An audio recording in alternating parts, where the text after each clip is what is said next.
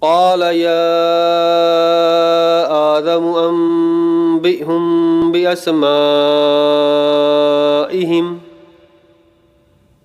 فلما أنبأهم بأسمائهم قال ألم أقل لكم إني أعلم غيب السماوات والأرض وَعَالَمُ مَا تُبْدُونَ وَمَا كُنْتُمْ تَكْتُمُونَ۔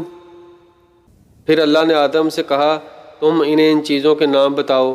جب اس نے ان کو ان سب کے نام بتا دیے تو اللہ نے فرمایا میں نے تم سے کہا نہ تھا کہ میں آسمانوں اور زمین کی وہ ساری حقیقتیں جانتا ہوں جو تم سے مخفی ہیں، مثلا کہ تم نہیں جانتے۔